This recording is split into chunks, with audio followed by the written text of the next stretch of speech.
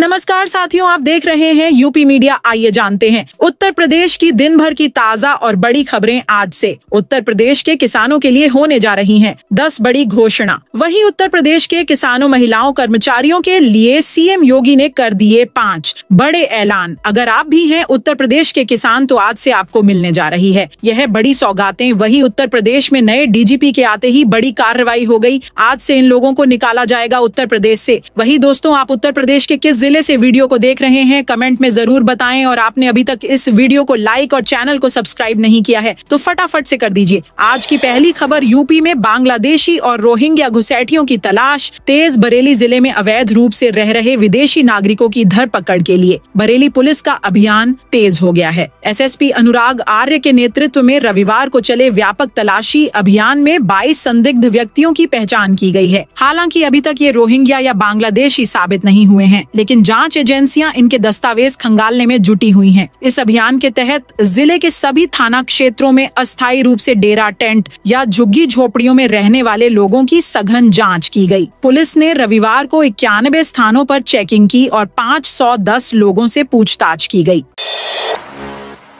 बाराबंकी सड़क हादसे पर सीएम योगी की सख्त कार्रवाई। उत्तर प्रदेश के बाराबंकी जिले के रामनगर क्षेत्र में सोमवार सुबह हुए भीषण सड़क हादसे में 4 लोगों की मौत और 3 लोगों के गंभीर रूप से घायल होने की खबर से पूरे प्रदेश में शोक की लहर दौड़ गई। इस हादसे पर प्रदेश के मुख्यमंत्री योगी आदित्यनाथ ने तुरंत संज्ञान लेते हुए न केवल संवेदना प्रकट की बल्कि राहत और बचाव कार्यों में तेजी लाने के स्पष्ट निर्देश भी अधिकारियों को दिए। मुख्यमंत्री योगी आदित्यनाथ ने हादसे की जानकारी मिलते ही तत्काल उच्च अधिकारियों से संपर्क कर राहत एवं बचाव कार्यों में तेजी लाने का निर्देश दिया। संबंधित अधिकारियों को मौके पर पहुंचकर राहत कार्यों की निगरानी करने के आदेश दिए गए हैं। सरकार की ओर से मृतकों के परिजनों को आर्थिक सहायता और घायलों के इलाज का खर्च वहन करने का भी संकेत दिया गया है। अब यूपी में भी बनेगा विमान का ईंधन। 2.5 करोड़ किसानों को मिलेगा सीधा लाभ। यूपी सरकार किसानों की आय बढ़ाने के लिए एक नई नीति लाने जा रही है। यूपी में गन्ने की खोई, धान की भूसी और गेहूं के भूसे से विमान का ईंधन बनाने के लिए औद्योगिक इकाइयां स्थापित होंगी। इसका सीधा लाभ प्रदेश के लगभग 2 करोड़ 50 लाख किसानों को मिलेगा। इन्वेस्ट यूपी ने बायोजेट फ्यूल के विनिर्माण में अवसरों की तलाश के लिए होटल ताज में एक उच्च स्तरीय गोलमेज सम्मेलन किया। बैठक में बताया गया कि एसएफ उद्योगों की स्थापना के बाद राज्य के किसानों को इसका सीधा लाभ मिलेगा। इसमें गन्ने की खोई, धान की भूसी, गेहूं का भूसा और अधिशेष अनाज की मांग किसानों के लिए नए बाजार अवसर पैदा करेगी। स्थानीय कृषि क्षेत्रों से सीधे कच्चा माल खरीदने से यह क्षेत्र ग्रामीण आय को बढ़ाने और बेहतर मूल्य दिलाने में मददगार होगा। चंपत राय की 2 टूक प्राण प्रतिष्ठा शब्द सुनकर कृपया न आएं। अयोध्या राम मंदिर ट्रस्ट के महासचिव चंपत राय ने कहा है कि 3, 4 व 5 जून को किसी को आमंत्रित नहीं किया गया है। कोई भी प्राण प्रतिष्ठा शब्द सुनकर अयोध्या न आए। वही लोग अयोध्या आए जिन्हें रामलला का दर्शन करना होगा। प्राण प्रतिष्ठा की वजह से इस दौरान न आए। उन्होंने कहा कि अभी मौसम भी अनुकूल नहीं है। राम दरबार व परकोटे में बनाए गए मंदिरों का दर्शन श्रद्धालु अभी कुछ महीने नहीं कर पाएंगे। राम मंदिर निर्माण की बाधाएं अभी सामने आ रही हैं। चंपत राय ने कहा कि 5 जून को राम दरबार व परकोटे में बने मंदिरों की प्राण प्रतिष्ठा होगी। बांके बिहारी मंदिर निजी प्रॉपर्टी नहीं, बांके बिहारी कॉरिडोर को लेकर विवाद गहराता जा रहा है। प्रदेश सरकार द्वारा ट्रस्ट बनाए जाने की घोषणा और कॉरिडोर निर्माण की अधिसूचना जारी होने के बाद मामला तूल पकड़ता जा रहा है। मंदिर के गोस्वामी इसे अपनी निजी संपत्ति बता रहे हैं और सरकार से इसमें हस्तक्षेप न करने की मांग कर रहे हैं। वहीं प्रशासन लगातार गोस्वामियों को समझाने का प्रयास कर रहा है। इस बीच प्रशासन ने राजस्व अभिलेखों की जाँच शुरू की है। मीडिया रिपोर्ट्स के मुताबिक बांके बिहारी मंदिर जिस स्थान पर स्थित है वह भूमि राजस्व रिकॉर्ड में गोविंद देव के नाम दर्ज है। उत्तर प्रदेश ब्रज तीर्थ विकास परिषद के सीईओ एसबी सिंह ने भी इसकी पुष्टि की है। सरकारी जमीन पर कब्जा करने वालों पर सख्त कार्रवाई हो। प्रयागराज में रविवार को उप मुख्यमंत्री केशव प्रसाद मौर्य ने सर्किट हाउस में अधिकारियों के साथ बैठक की। उन्होंने निर्देश दिए कि सरकारी जमीन पर कब्जा करने वाले भूमाफियाओं के खिलाफ सख्त कार्रवाई की जाए। उन्होंने कहा कि स्टेट लैंड और ग्राम सभा की जमीनों को चिन्हित कर चारों तरफ तारबंदी कराई जाए ताकि कोई कब्जा न कर सके। उन्होंने नगर निगम से कहा कि इन जमीनों पर विकास कार्यों के लिए योजना बनाकर काम शुरू करें। साथ ही सांसदों, विधायकों और प्रशासनिक अधिकारियों से कहा कि किसी भी हाल में सरकारी जमीन पर कब्जा न होने पाए। रायबरेली में वंदे भारत ट्रेन पर पथराव। गोरखपुर से प्रयागराज जंक्शन आ रही वंदे भारत एक्सप्रेस के C1 कोच में रविवार को पथराव हो गया। बताया जा रहा है कि रायबरेली में कुछ अराजक तत्वों ने ट्रेन पर पत्थरबाजी की। इससे ट्रेन का शीशा भी टूट गया। एक पत्थर शीशे को तोड़ता हुआ कोच के अंदर आकर गिरा। गनीमत रही कि यात्री घायल नहीं हुए। मामले में RPF प्रयाग ने रविवार को रेलवे एक्ट की धारा 153 के तहत अज्ञात अराजक तत्वों के खिलाफ मुकदमा दर्ज किया है। नए DGP के सामने अवैध धर्मांतरण और घुसपैठियों से निपटने की चुनौती। नए DGP राजीव कृष्णा के सामने अवैध धर्मांतरण के बढ़ते मामलों, बांग्लादेशी घुसपैठियों पर अंकुश और महिला सुरक्षा के मोर्चे पर बेहतर प्रदर्शन करने की चुनौती है। पुलिस कर्मियों के आचरण को लेकर उठने वाले सवालों से भी उन्हें निपटना होगा। वे सोमवार से DGP मुख्यालय में औपचारिक रूप से अपना कामकाज शुरू करेंगे। प्रदेश में बीते कई दिनों से अवैध धर्मांतरण के मामले बढ़े हैं। खासकर तराई इलाके में बढ़ते मामले चिंता का सबब बने हैं। वहीं अवैध तरीके से यूपी में निवास कर रहे बांग्लादेशी और रोहिंग्या नागरिकों की धरपकड़ कर उन्हें वापस भेजना भी किसी चुनौती ने कम नहीं है। कई राज्यों में यह कवायद हो भी रही है, लेकिन यूपी में इसकी शुरुआत होनी है। अगले साल पंचायत चुनाव सकुशल संपन्न कराना भी पुलिस के लिए बड़ी चुनौती होगी। गंगा पुल की एक लेन शुरू शहर में आए बिना निकलेंगी 1 लाख गाड़ियां। चंदौली में गंगा नदी पर बने नए पुल की एक लेन से रविवार की दोपहर 12 बजे से आना जाना शुरू हो गया। यह पुल वाराणसी के संदहा से चंदौली के रावसा तक बने रिंग रोड का हिस्सा है। रिंग रोड की कुल लंबाई 27 किलोमीटर है। नए पुल की लंबाई 1.8 किलोमीटर है। जल्द ही दूसरी लेन से आवागमन शुरू होगा। पुल की एक लेन खुलने से वाराणसी शहर की यातायात व्यवस्था सुगम होने की उम्मीद है। करीब 1 लाख वाहन शहर के अंदर आए बिना ही बिहार, झारखंड, पश्चिम बंगाल और प्रयागराज की ओर जा सकेंगे। पुल की एक लेन शुरू होने से प्रयागराज, जौनपुर, गाजीपुर, बलिया, मऊ, भदोही, मिर्जापुर, आजमगढ़ से आने वाले उन वाहनों को फायदा मिलेगा जो बिहार, झारखंड, पश्चिम बंगाल की ओर जाते थे। गुरु का तालकट पर बनेगा metro station. Uttar Pradesh metro rail corporation गुरु का तालकट को बंद करेगा। स्टेशन का निर्माण कार्य पूरा होने के बाद इसे फिर से शुरू कर दिया जाएगा। तब तक करीब 30 मीटर पहले फुटओवर ब्रिज के पास अस्थायी कट बनाया जाएगा। UPMRC के प्रस्ताव पर यातायात पुलिस ने भी हामी भर दी है। इससे यातायात को डायवर्ट करने की जरूरत नहीं पड़ेगी। लोगों को भी असुविधा नहीं होगी।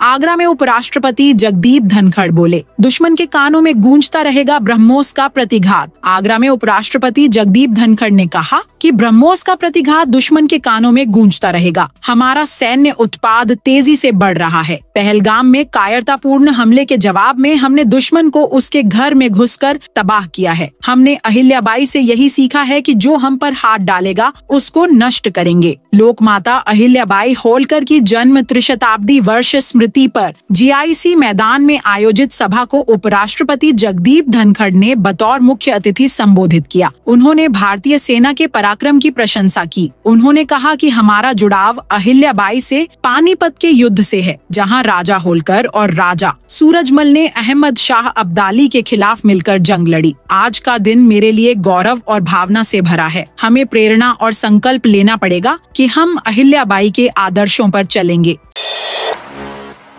सड़क सुरक्षा अभियान के डिजिटल मॉडल परवाह ने रचा कीर्तिमान। मुख्यमंत्री योगी और शासन की मंशा के अनुरूप चलाया गया बरेली जोन पुलिस का परवाह अभियान जन आंदोलन बन रहा है। देश भर में करीब 100 लाख लोग अब तक इस अभियान से प्रत्यक्ष और अप्रत्यक्ष रूप से जुड़ चुके हैं। ADG बरेली जोन रमित शर्मा के निर्देश पर जोन में 19 अप्रैल से 19 मई 2025 तक डिजिटल सड़क सुरक्षा अभियान परवाह ने रिकॉर्ड सफलता अर्जित की है। इस अभियान का उद्देश्य आमजन को यातायात नियमों के प्रति जागरूक करना था।